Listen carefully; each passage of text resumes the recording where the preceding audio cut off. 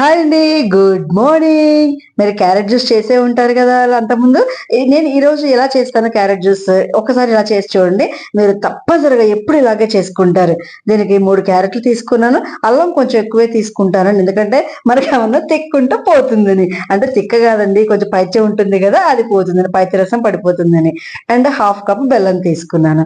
ఇలా తీసుకున్న తర్వాత వీటన్నిటిని కూడా చక్కగా మిక్సీ జార్‌లో వేసుకొని అల్లము, బెల్లం అన్నీ కూడా వేసుకొని, అండ్ దానికి తోడుగా ఐస్ క్యూబ్స్ కూడా ఇప్పుడే ఒక 5, 6 ఐస్ క్యూబ్స్ వేసుకొని నీట్‌గా ఫైన్ పేస్ట్ చేయాలి. అప్పుడప్పుడు వాటర్ యాడ్ చేస్తూ చేయాలి. ముందే ఎక్కువ వాటర్ పోసేసామనుకోండి బాగా పేస్ట్ అవ్వదనమాట నీట్‌గా. అందుకని చెప్పేసి ఫైన్ పేస్ట్ చేసుకోవాలన్నమాట వాటర్ యాడ్ చేసుకుంటూ. ఇలా నీట్‌గా ఫిల్టర్ చేసుకొని ఇలా పిప్పి మిగిలిపోయేలాగా ఫిల్టర్ చేసుకొని కూల్ చేసుకొని ఫ్రిడ్జ్‌లో పెట్టి తర్వాత గ్లాసెస్ సర్వ్ చేసుకొని కొంచెం లెమన్ పిండుకొని తాగితే ఉంటుందండి.